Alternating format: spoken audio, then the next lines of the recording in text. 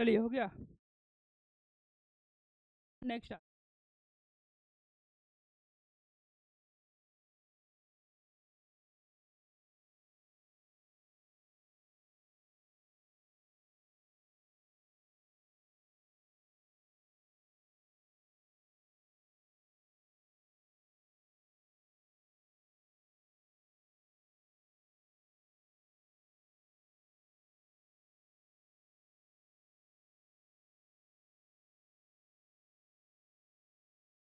चलिए आगे बढ़ते हैं।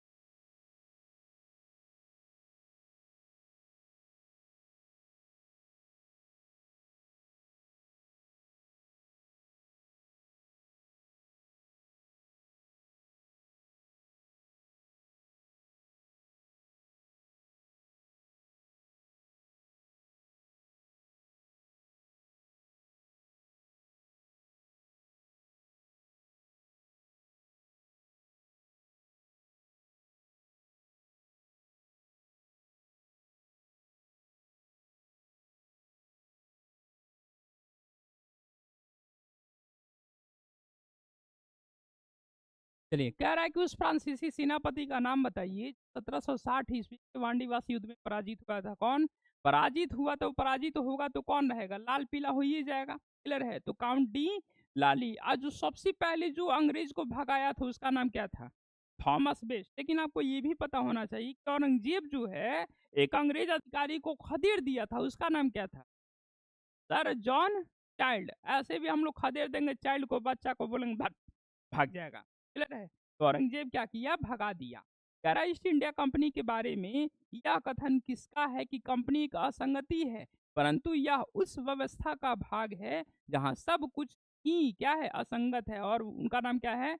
Lord Macaulay. कह रहा है कि कौन भारत में सबसे पहले आए थे और सबसे बाद में गए? कौन है? पुर्तगाली। और सबसे अंत में आए और सबसे बाद में गए तब क्या होगा? फ्रांसीसी। फ्रांसीसी। ध्यान दीजिए जी। क्या है भी? आगे बढ़ते हैं, जितने लोग हैं अपना लाइव आ जाए भाई।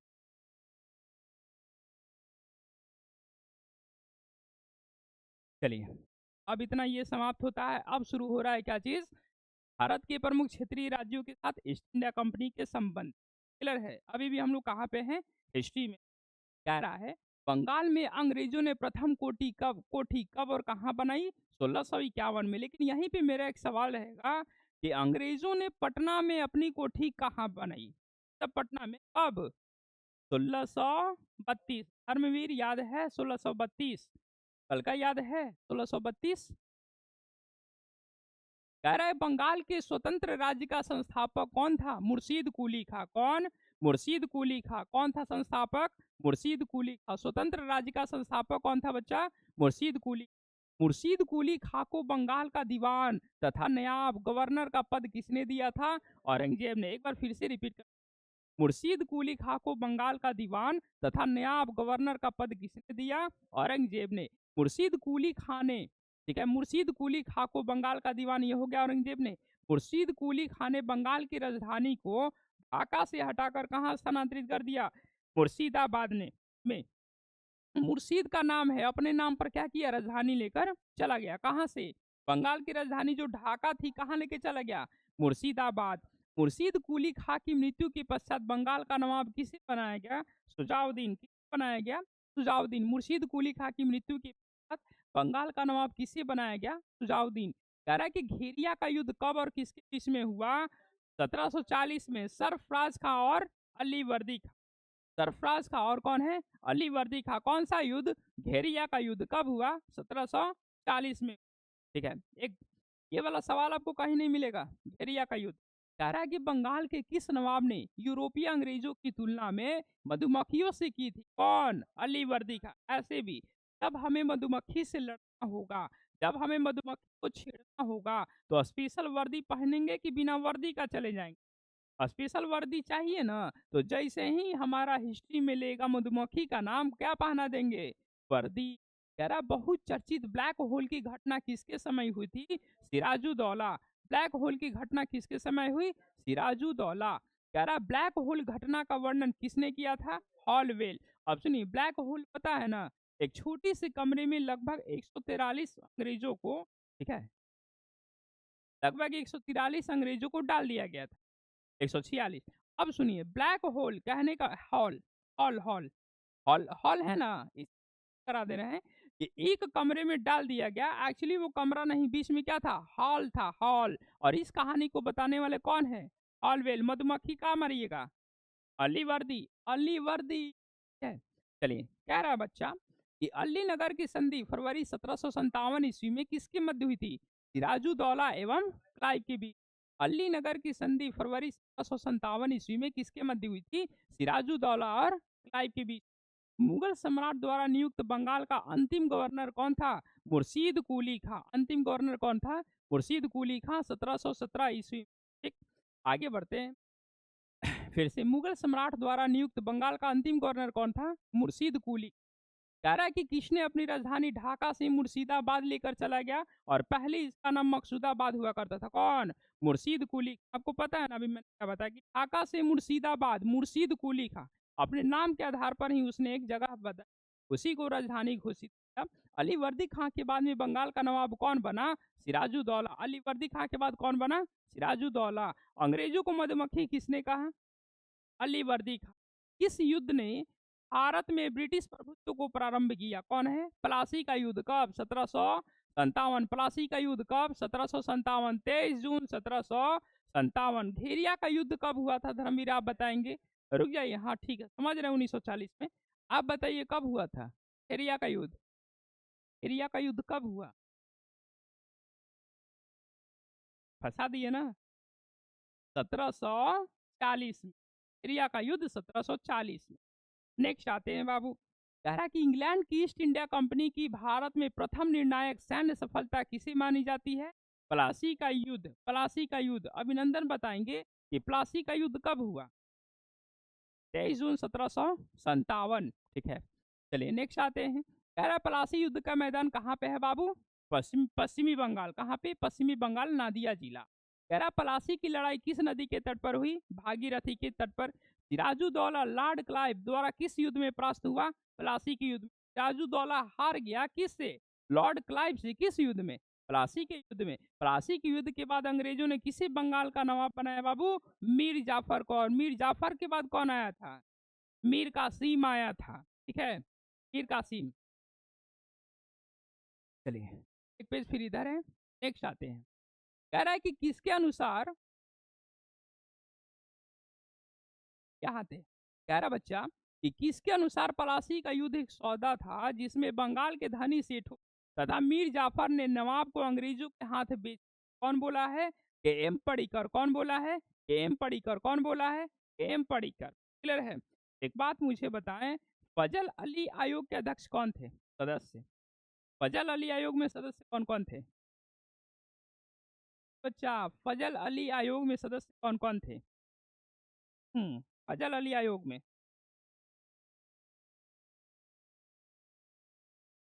कृष्ण कन्हैया गोपाल प्रारूप समिति है।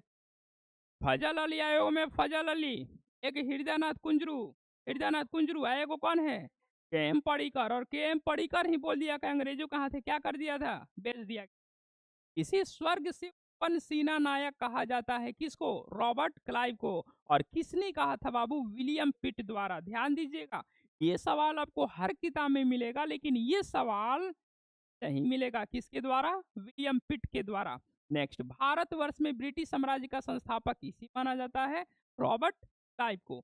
इसने अपनी राजधानी मुर्शिदाबाद से मुंगेर स्थापित कर ली, कौन, मीर कासिम। अब सुनिए, सबसे पहले अंग्रेजों ने किसके बैठा दिया, मीर जाफर को। मीर जाफर के बाद कौन आया, मीर कासिम।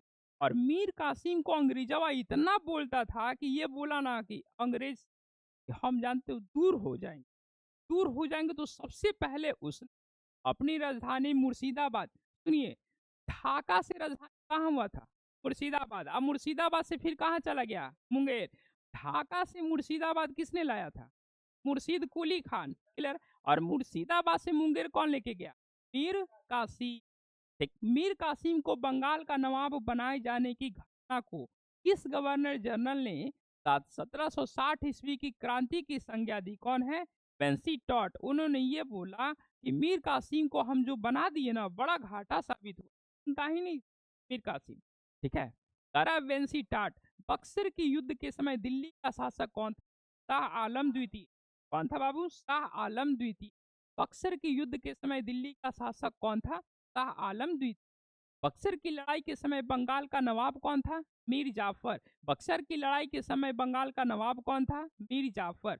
बक्सर के युद्ध के समय अवध का नवाब कौन था? शुजाउदौला। हाँ, एक बार फिर से। बक्सर के युद्ध के समय अवध का नवाब कौन था? शुजाउदौला। बक्सर का युद्ध कब हुआ था बाबू? 22 अक्टूबर 1764 को। और प्लासी का युद्ध कब हुआ था? 23 जून 1757 को। प्लासी का मैदान कहाँ पर है? कहाँ? बंगाल में। ठीक। कह रहा है कि किस युद्ध को भारत में अंग्रेजी आधिपत्य की स्थापना की सबसे महत्वपूर्ण समझा जाता है? बक्सर युद्ध। लेकिन शक्ति में किसको समझा गया कि अंग्रेजों की ज्यादा शक्ति? प्लासी का युद्ध। दूगो युद्ध जो हुआ ना भारत में बड़ा निर्णायक हुआ। ये दिखाई दिया कि भारत में सबसे शक्तिशाली कौन बने? अंग्रेज बने। कौन? 1757 में प्लासी का युद्ध। अब कहा गया कि उनकी आधिपत्य यानी कि उनका अधिकार भी हो सकता है। वो युद्ध कौन था? बक्सर का युद्ध। नेक्स्ट आते हैं। धारा कि अंग्रेजी ईस्ट इंडिया कंपनी द्वारा लड़े गए युद्धों में सर्वाधिक निर्णायक युद्ध कौन सा था? बक्सर का युद्ध। कब हुआ बाबू? ना 22 अक्टूबर 1764 को। प्लासी की अपेक्षा बक्सर को भारत में अंग्रेजी प्रभुता जन्मभूमि मानना कहीं अधिक उपयुक्त है, यह बात किसने कहा है? पी.ई. रॉबर्ट्स ने कहा। ने कहा है पी.ई. रॉबर्ट्स ने कहा। बक्सर के युद्ध में मीर कासिम की सेना को पराजित करने वाली अंग्रेजी सेना का अध्यक्ष कौन था? Major Hector Munro. यानी कि ये जो हेक्टर मुनरो है ना, वो बक्सर के युद्ध में सर्वाधिक महारत हासिल किया। और 1757 में किसने? Robert Clive. स्वर्ग सूत्र सेना नायक कौन था? Robert Clive. सोच रहे हैं। सम्राट शाह आलम द्वितीय ने शाह आलम द्वितीय अब सवाल पूछ रहा था कि बक्सर का युद्ध के समय वहां दिल्ली में कौन बैठा है? शाह आलम द्वितीय। सम्राट शाह आलम द्वितीय ने ईस्ट इंडिया कंपनी को बंगाल, बिहार तथा उड़ीसा की पानी कब प्रदान की?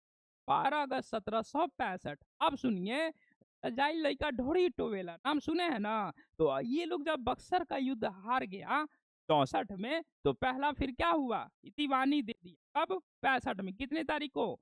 12 अगस्त 1765। लेकिन ये पहली संधि है। अब फिर पूछता है कि दूसरी संधि 16 अगस्त 1765 में इलाहाबाद। कह रहा है कि किस गवर्नर के कार्यकाल में? चलिए जी हाँ, कंटिन्यू बैठे रहे हैं। Hello sir. धनजी यादव जी, बिल्कुल। अनमोल सिन्हा, ठीक है। दीपक जी, ठीक है बाबू, बिल्कुल आप लोग कंटिन्यू बैठे रहेंगे।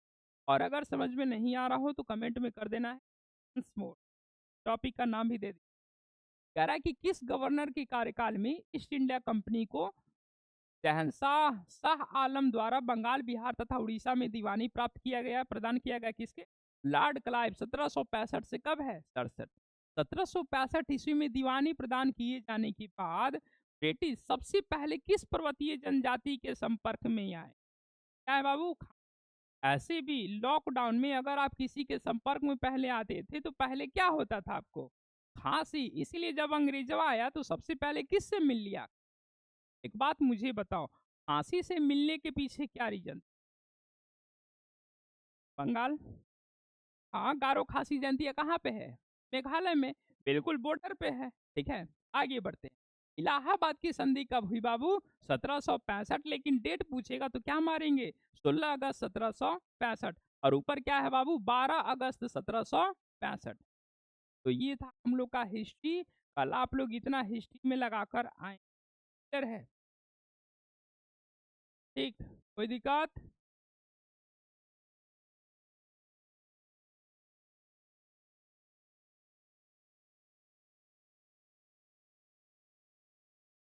कम बोलना है। बोतल कहाँ गया वहां से?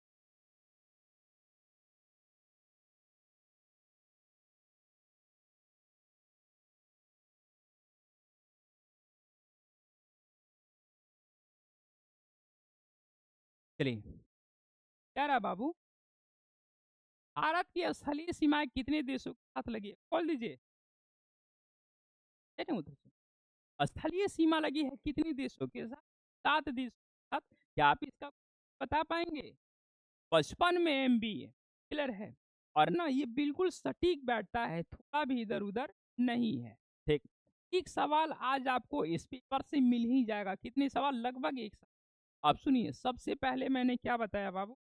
सबसे पहले मैंने बताया प च प न एम ई, और ये क्या है? ए। क्लियर है। 55 में MB है।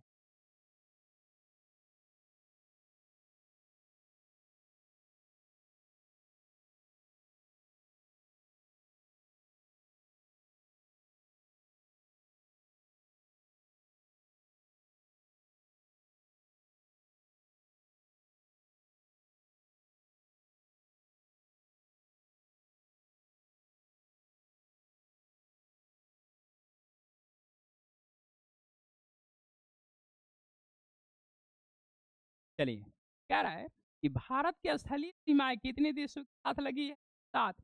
अब कह रहा है कि ब च प न MB।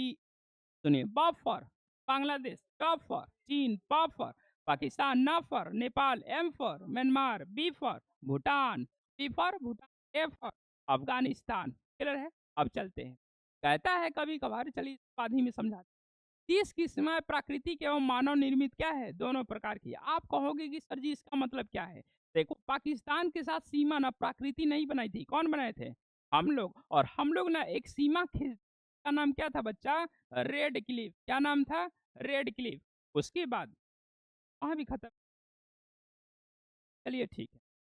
नेक्स्ट आते हैं। नेक्स्ट आते हैं।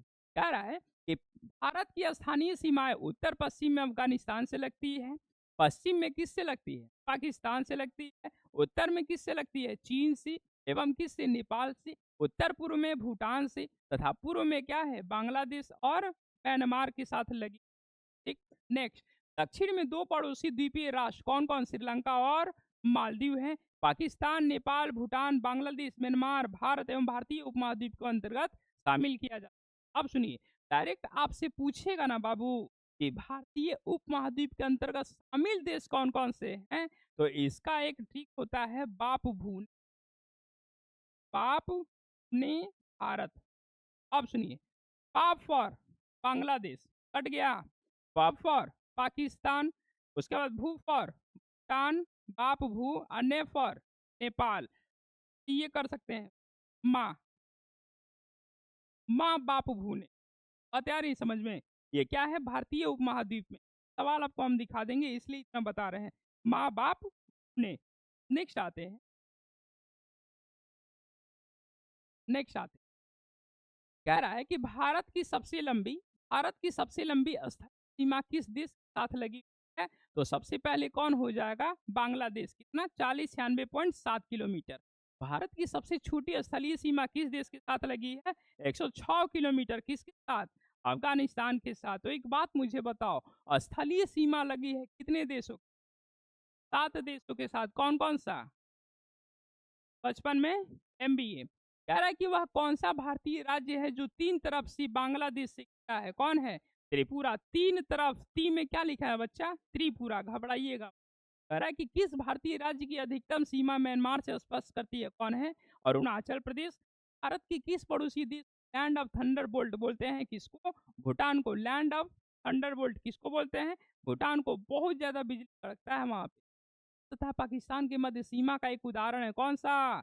अध्यारोपित। कौन? Radcliffe. कौन?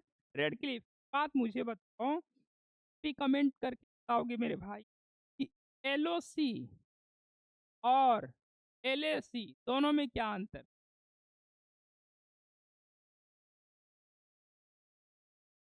और एक इसका इसका इसका फर्म क्या है? Line of control. और ये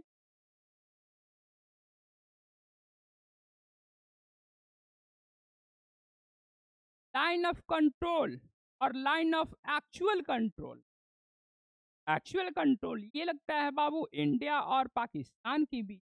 ये लगता है इंडिया और चाइना के बीच। क्या लगता है? इंडिया और चाइना के बीच। चलिए अब यहाँ पे आते हैं। अब ध्यान दीजिएगा, ये पूरा आपको अब खींच के हम दिखा दें।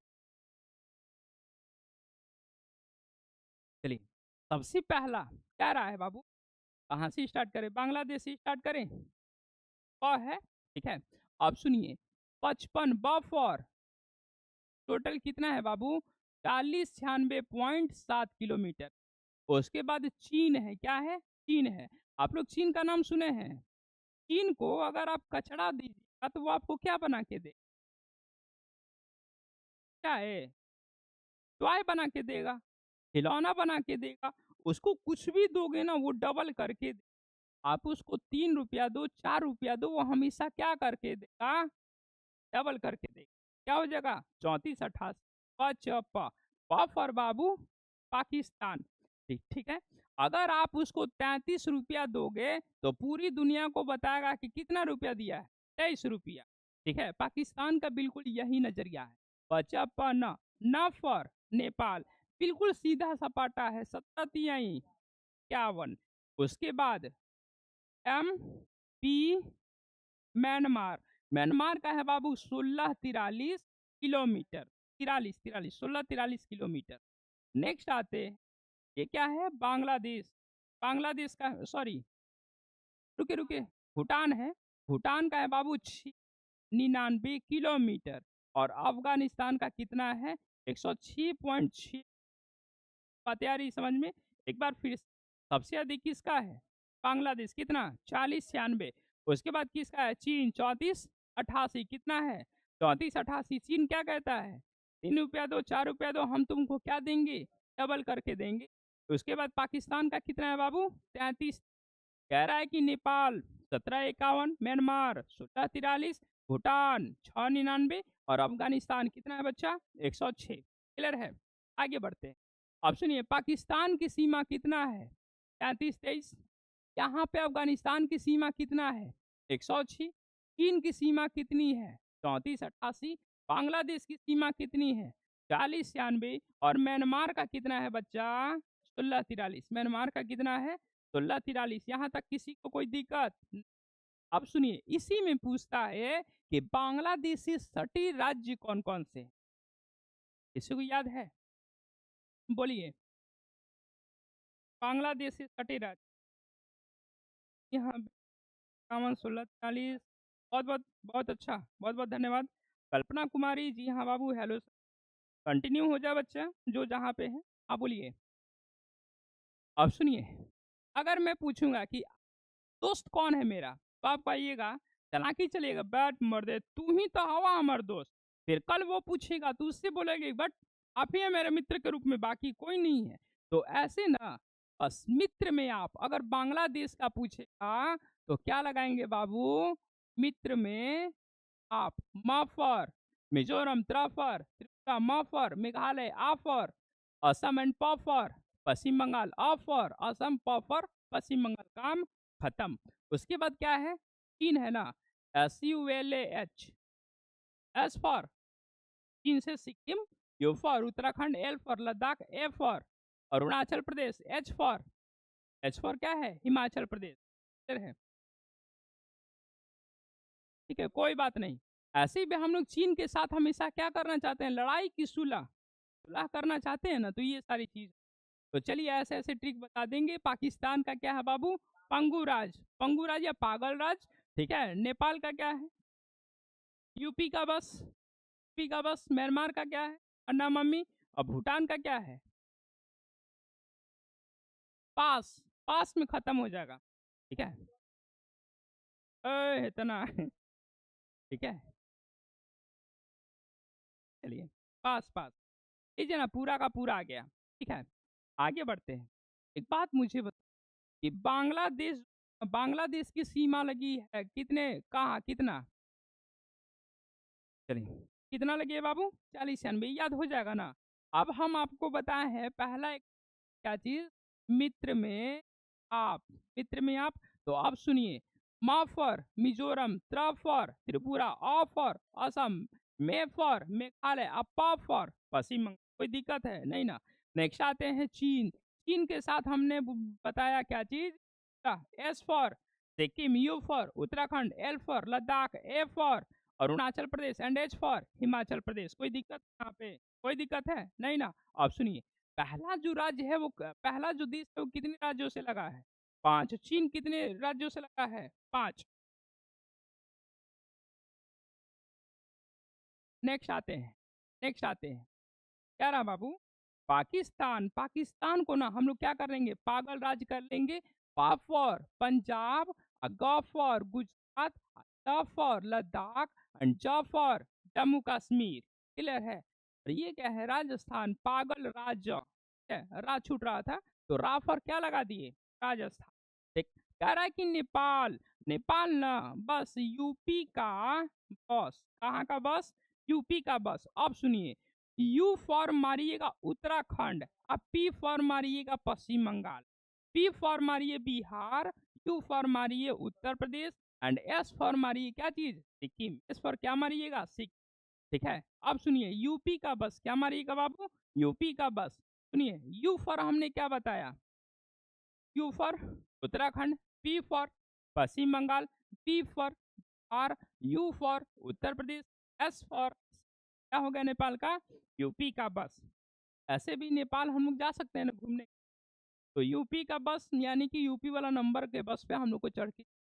म्यांमार, म्यांमार का एक छोटा सा ट्रिक, ठीक है, अगर आपको कोई मारेगा, ठीक है, म्यांमार, तो क्या चिल्लाइएगा, अन्ना मम्मी, क्या, अन्ना मम्मी। अब सुनिए, अगर आपका कोई बड़ा भाई मार रहा है, चाहे छोटा भाई मार रहा है, जो आप पकड़ लिया, तो आप क्या चिल्लाओगे, अन्ना मम्मी, रुक रुक माई आई, क्लियर है। तो आप सुनिए, आ फॉर अरुणाचल, ना फॉर नागालैंड, मा फॉर मणिपुर, मी फॉर मी।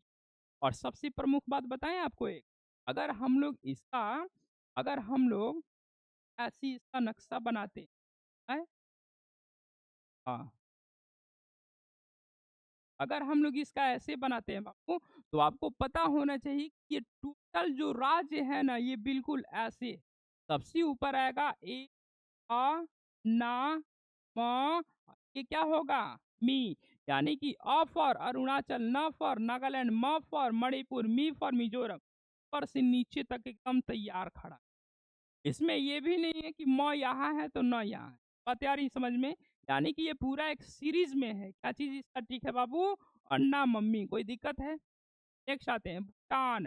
भूटान में ना बाबू, पी ए डबल एस। अब सुनिए, P for Paschim Bangal, A for Assam, S for Sikkim, double A है, क्या है, ए फॉर अरुणाचल और एस फॉर क्या है, क्या हो जाएगा, पास। कोई दिक्कत है। अफगानिस्तान में बस एक ही है और वो कौन है, लद्दाख है। तो एक बात मुझे बताओ, एक बात मुझे बताओ कि टोटल ऐसे कितने राज्य हैं जो किसी ना किसी देश से,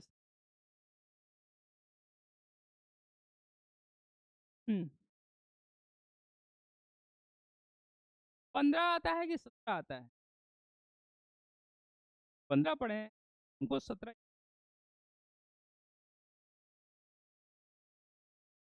अच्छा, हाँ हाँ, तब ठीक, तब ठीक। अब एक बात मुझे बताओ, अगर आप पूरा जोड़ देंगे 40 99, क्या, अब सुनिए, सॉरी, आप जोड़ेंगे बच्चा कितना, 40 96.7, क्लियर है।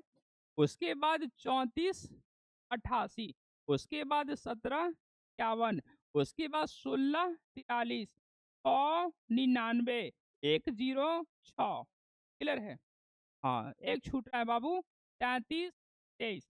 सबको अगर हम जोड़ देंगे तो कितना आएगा बाबू, 15,106 पॉइंट कितना, 7 किलोमीटर। क्या यहाँ तक कोई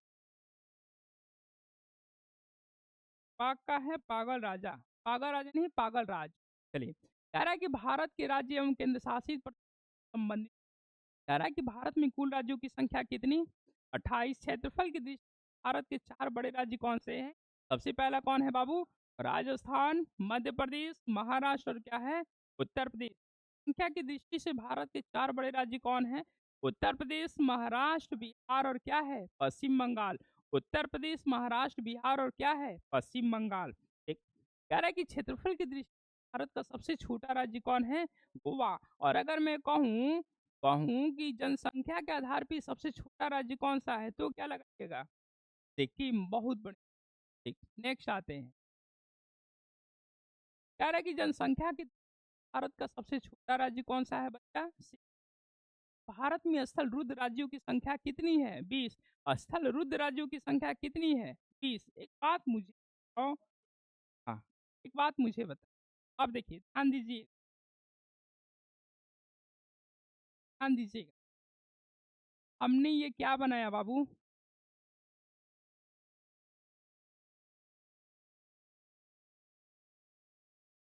हमने ये क्या बनाया? भारत। आपको पता है कि ये ऐसे राज्य हैं जो कि किससे लगे हैं? समुद्र से लगे हैं। लेकिन कुछ राज्य ऐसे हैं जो अंदर ही अंदर समुद्र से सटे नहीं है।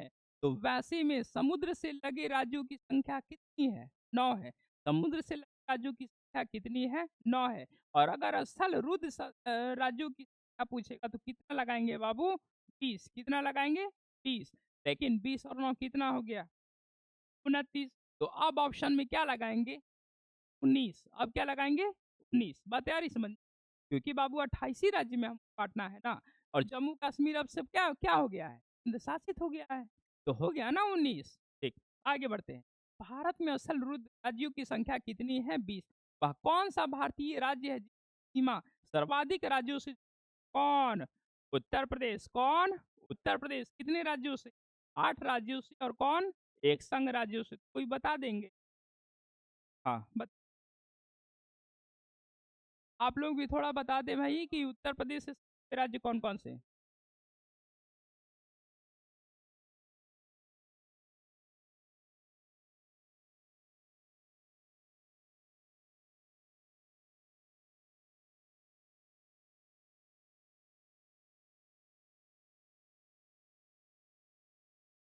हम्म, चलिए हो गया। एक बात मुझे बताओ, अभी उत्तर प्रदेश के मुख्यमंत्री कौन है? योगी। उनको दूसरा नाम में क्या बोला जाता है? बुलडोजर बाबा बोला जाता है ना। बुलडोजर को हम लोग किस नाम से जानते हैं? जेसीबी। अच्छा, योगी आदित्यनाथ जो है वो किस रंग का कपड़ा पहन? भगवा। यानी कि वो किसका सपोर्ट है? राम जी के। राम जी के। अब सुनिए, जेसीबी ही हा का राम। E for Jharkhand, C for Chhattisgarh, B for Bihar, U for Uttarakhand, U for Uttarakhand, ही फॉर हिमाचल, आ फॉर हरियाणा, रा फॉर राजस्थान, म फॉर मध्य प्रदेश, और प्लस में एक क्या गया? क्या गया? ठीक है, सामने है। इस पे आपको दिक्कत? ये पूरा ट्रिक एक बार लिख लो। मैं अभी तक 3 सालों से पढ़ा रहा हूँ, पता है कितने एग्जाम्स में आ गए हैं? कम से कम 3 से 4 एग्जाम में आ गए हैं। हमारा स्टैटिक का ये लिस्ट में है ना। हाँ बिल्कुल। चलिए आगे बढ़ते हैं। अब देखो, यहाँ भी लिखा हुआ है, नीचे भी लिखा हुआ है। दोनों हम लोग देख लेते हैं।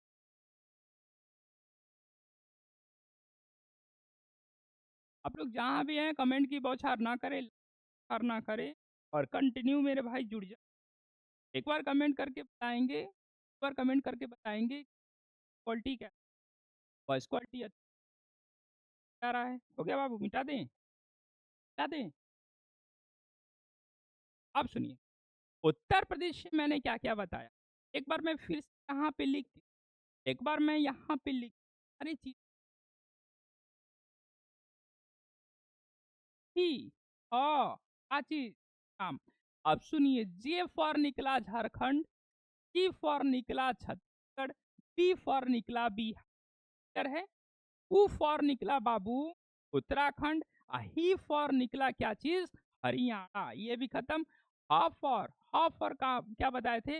हिमाचल प्रदेश। और र फॉर क्या बताया बाबू? राजस्थान। एंड म फॉर हमने क्या बताया? मध्य प्रदेश। और बचा क्या चीज? एक दिल्ली। और दिल्ली क्या है? केंद्र शासित प्रदेश। तो अब सुन, अगर पूछेगा कि राज्य कितना लगा है तो कितना मारोगे? 8 राज्य। और अगर केंद्र शासित पूछेगा तो कितना मारोगे? एक। और केंद्र शासित में कौन है बच्चा? दिल्ली। ठीक, आते हैं।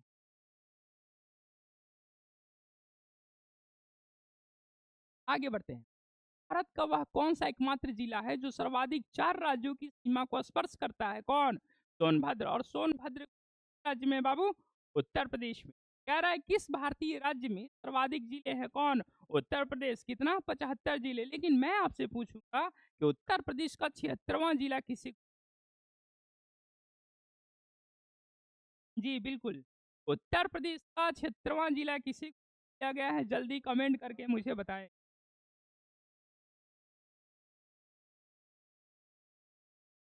चलिए आगे बढ़ते हैं बाबू, ये ज्यादा कुछ नहीं है, इसको हटाते हैं। चलिए हाँ, आप सुनिए। कह रहा है कि भारत के तटीय राज्य, जल्दी कमेंट करके बताएं 76वां जिला कौन सा है? चलिए, भारत के तटीय राज्य केंद्र शासित प्रदेश एवं तट रेखा क्या है बच्चा? लंबाई। अंडमान निकोबार द्वीप समूह कितना आ गया? 1962। गुजरात बहुत पूछता है, कितना? 1214। गुजरात कौन सा है? 1214। आंध्र प्रदेश कौन सा है? 903। तमिलनाडु कौन सा है बाबू? 906। लेकिन मैं आपसे पूछूंगा कि समुद्र से सटा सबसे बड़ा राज्य? गुजरात। दूसरा सबसे बड़ा राज्य? तमिलनाडु। तमिलनाडु। मैं यही सुनना चाहता था, पहले लोग आंध्र प्रदेश मारते थे क्योंकि उसका कितना है? 973 है। लेकिन आज अपडेट में क्या हो चुका है कि तमिलनाडु आ गया है आप कहोगे सर कि ये कैसे हो? क्लियर है? तो हो सकता है कि तमिलनाडु का अधिकांश भाग डूब गया हो, तभी ना इसकी लंबाई बढ़ेगी बाबू, तभी ना बढ़ेगी। ठीक है, तो तमिलनाडु एक बार सर्च करके कंफर्म कर ले। किताबी नहीं, अब करंट अफेयर्स का बात है ना। तमिलनाडु। चलिए, कह रहा है कि कुल कितना सटा है बाबू पानी से? 7, 5, 1, 6, यानी कि 7516। अभी तक कोई कमेंट नहीं आया है, ठीक है। क्या कि यूपी का 76वां जिला कौन है? मध्य प्रदेश का वह कौन सा जिला है जो गुजरात एवं राजस्थान दोनों की सीमा को स्पर्श करता है? कौन सा जिला? झाबुआ जिला। और यूपी का कौन सा ऐसा जिला है जो 4 राज्यों से सटा है? कौन? सोनभद्र। कौन? सोनभद्र। देख, ये पता है यूपीपीएस का सवाल है, यूपीपीएस का सवाल है। नेक्स्ट आते हैं बाबू।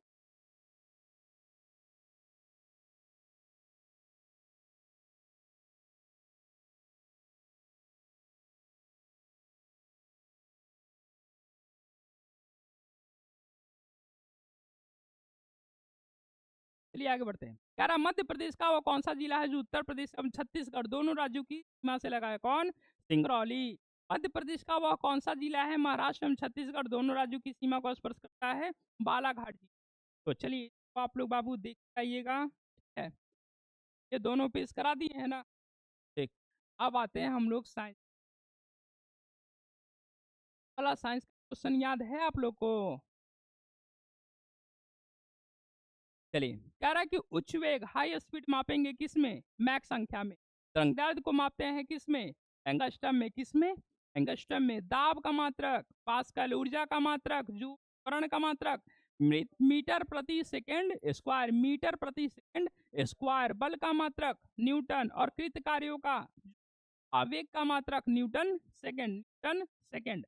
चलिए, एक माइक्रोन या माइक्रोमीटर या मिलीमीटर में क्या होता है बाबू? 10⁻³ और इसी को हम कर देंगे 1 बट्टा में क्या चीज? 1000। अब सुनिए, माइक्रोन या माइक्रोमीटर ये दोनों बड़ा पूछता है, लेकिन सबसे ज्यादा 1 बट्टा में 1000 वाला पूछता है, ठीक ना। ध्यान दीजिए, कह रहा 1 पिकोग्राम का मान क्या होता है? कि 10⁻12।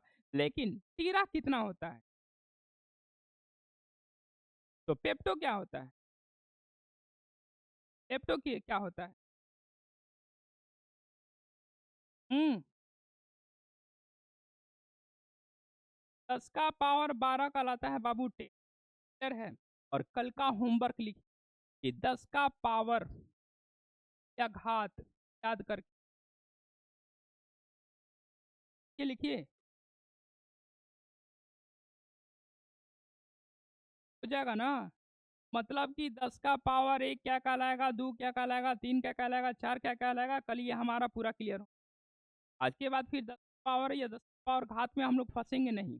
ठीक, अब सुनिए, 10 का पावर का लाता है 12 का लाता है 13 और 10 का पावर 15 का लाता है पेप्टो। लेकिन -15 कह देंगे तो क्या होगा?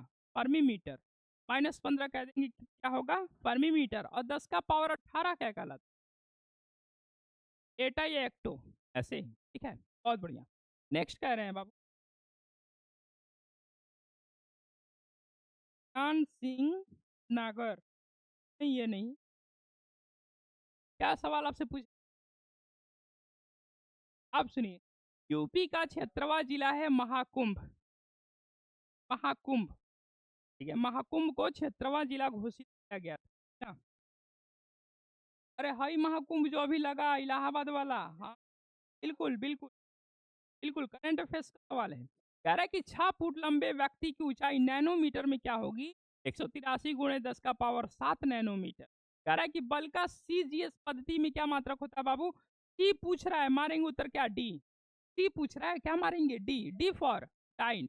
1 न्यूटन में कितना डाइन बाबू, 10 के पावर 5 डाइन। कह रहा है 1 न्यूटन में कितने अर्ग, 10 का पावर 7 अर्ग। ए बच्चा क्या चीज है, हम दूसरा चीज ठीक, कह रहा है कि 1 नैनोमीटर का सेंटीमीटर में क्या मान होता है, 10 का पावर -7। क्या कुछ नहीं, ये गलत अभी का दे रहा है ना, ठीक है, महाकुंभ उसका उत्तर हो। अरे करंट अफेयर्स का है भाई सवाल। आप सुनिए, 1 नैनोमीटर का सेंटीमीटर में क्या होगा, देखिए नैनोमीटर को हम बोलते हैं 10 का पावर -9, और बनाना उसको क्या चीज, सेंटीमीटर, तो बाटा 100 से जैसे ही भाग देंगे तो परवा का जीरो क्या होगा, कट जाएगा ना, तो 9 का जीरो क्या बदल जाएगा, 7 में बदल जाएगा, ध्यान दीजिएगा। कह रहा पारसेक किसका मात्रक है, पारसेक दूरी का, कट्टा में करेंगे,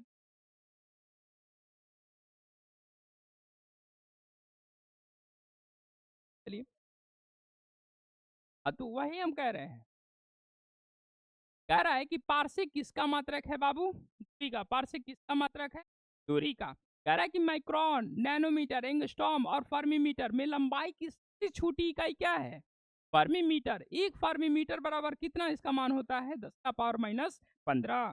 एक बैरल बराबर में कितना लीटर होता है, 159 लीटर, कितना लीटर, 159 लीटर। कच्चा तेल मापन हेतु बैरल यूनिट का ही उपयोग होता है।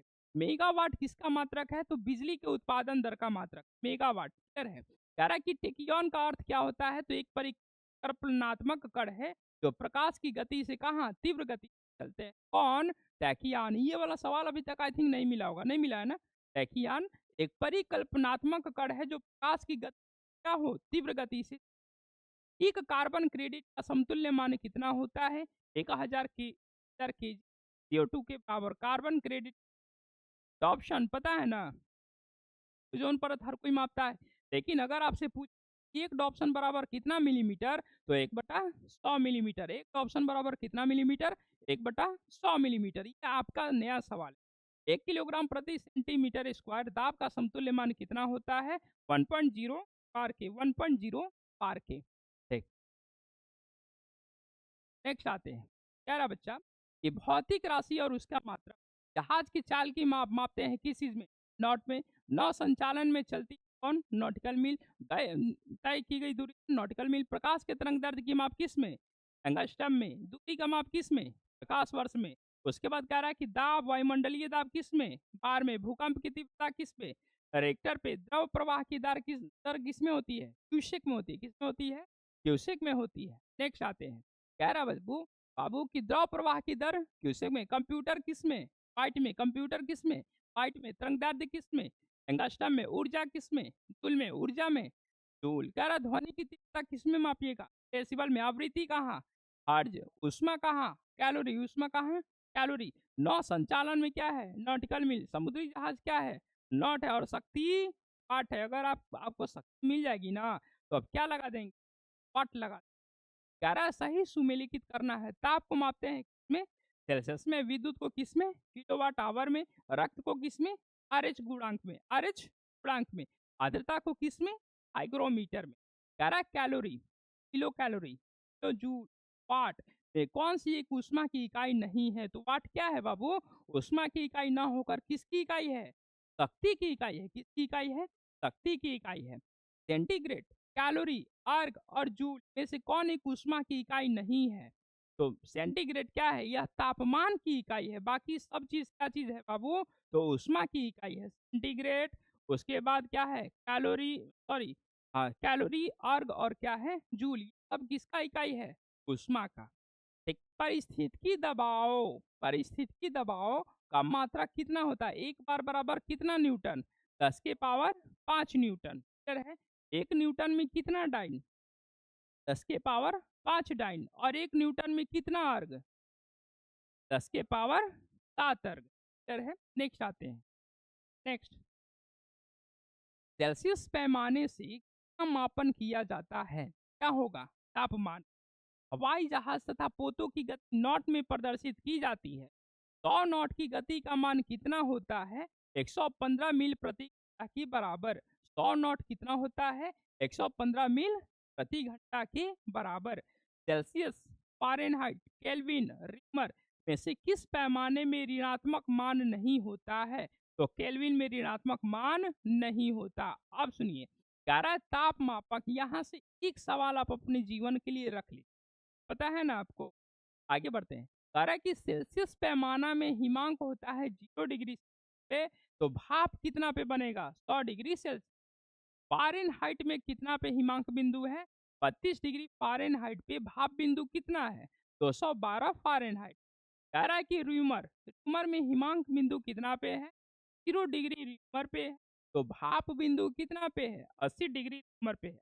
मैं आपको एक गारंटी देता हूं कि ये तीनों सवाल बिल्कुल पूछे केल्विन का। रुक जाइए, पहले दिखाइएगा कौन,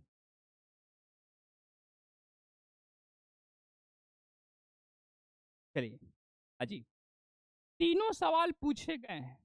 आत्मा आपको मिला है, ये तीनों सवाल मिला है, देखिए र्यूमर वाला मिला है कि नहीं मिला है, अभी तक नहीं मिला होगा। तो तैयारी फिर किस पे करना है, र्यूमर पे है, क्योंकि बाकी बच्चे आप ही के पढ़ रहे होंगे ना, फिर आपका रिजल्ट क्यों आएगा जब आप उनसे अलग ही। ठीक है, नेक्स्ट आते, अरे र्यूमर जो होता है ना, ये भी मतलब तापमान ही मापता है। ठीक है, ऊपर देखिए, सेल्सियस, फारेनहाइट, केल्विन और र्यूमर में से किस पैमाने में ऋणात्मक मान नहीं होता। एक्चुअली ये ना सब तापमान को मापते हैं। क्लियर है, र्यूमर जो है वो पॉजिटिव मान देता है, ठीक है, जबकि केल्विन जो है, सॉरी, ऋणात्मक मान नहीं देता है, केल्विन ऋणात्मक मान नहीं देता, बाकी हर कुछ दे। अब सुनिए, अगर र्यूमर में मापते हैं ना तो हिमांक हो जाएगा, यानी कि कोई भी चीज जम जाएगा कितना पे, 0 डिग्री पे, और भाप बन जाएगा कितना पे, 80 डिग्री र्यूमर पे।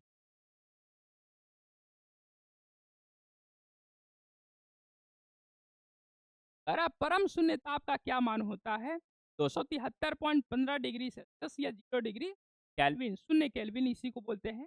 फारेनहाइट पैमाने पर तापमान अगर 200 फारेनहाइट है, तो सेल्सियस पैमाने पर क्या मान होगा, 93.3 डिग्री सेल्सियस होगा। डायोप्टर किसकी इकाई होती है, लेंस की। लेंस की क्षमता क्या कहलाती है बाबू, डायोप्टर।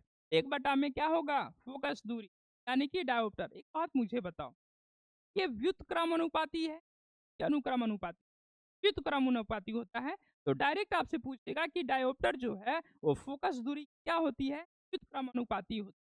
कह रहा भौतिक राशि में जर्क की क्या इकाई होती है, मीटर प्रति सेकंड क्यूब। जर्क, त्वरण में परिवर्तन की दर क्या होती है, जर्क होती है। एक बात मुझे बताएं, जब बस चलती है तो हचहचा के आगे पीछे होती है, तो आप बोलते हैं ना कि अरे बाप रे बड़ा कितना जर्क करतिया, तो जर्क का मतलब होता है वेग एक जैसा कि वेग में परिवर्तन, वेग में परिवर्तन, उसी को क्या बोलते हैं, जर्क बोलते हैं, जर्किंग बोलते हैं। चलिए ठीक, आगे बढ़ते हैं। करा भौतिक राशि में यंग मापक की इकाई होती है क्या चीज, पास्कल या फिर न्यूटन प्रति मीटर स्क्वायर। फिजिक्स पढ़ने पे नींद भी आ रहा है क्या है, ठीक है। कह रहा है भौतिक राशि विशिष्ट ऊष्मा क्षमता का मात्रक होता है क्या चीज, किलोग्राम इंटू केल्विन या फिर joule kilogram into kelvin inverse.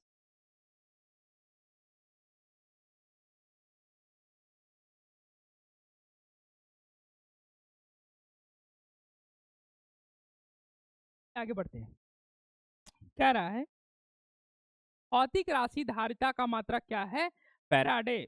ऐसे भी अगर आप किसी को धापा मारे है कि नहीं नुकवा छुपी में, जैसे ही पूछेगा धा, हम मारेंगे का पा, फैराडे जो भी है। ठीक है, धारिता का मात्रा क्या होगा, फैराडे। प्रतिबाधा इम्पीडेंस का मात्रक क्या होता है? ओम। यही प्रतिबाधा यानी कि क्या है? प्रतिरोध। प्रतिबाधा को ही प्रतिरोध रेसिस्टेंस कहते हैं। फिर अपेक्षित घनत्व का मात्रक क्या होता है? इकाई कोई नहीं होती है, क्योंकि यह एक अनुपातिक राशि होती है। मोहस यानी कि हाँ, मोह मोह स्केल जिसको बोलते हैं, ये ना उल्टा लिखा है, जैसे मोहस लिखा है। ये क्या है बाबू? मोह स्केल। तो मोह का उपयोग किसके मापन के लिए किया जाता है? खनिज पदार्थों की कठोरता के मापन हेतु किया जाता है। ठीक है, बस थोड़ा सा रुक जाएंगे।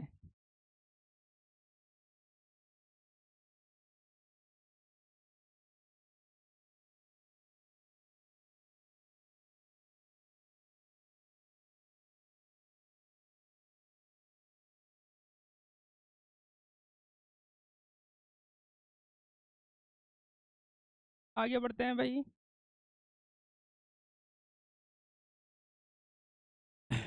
आगे बढ़ते हैं। तो अभी चल रहा है ना? तो नहीं है ना?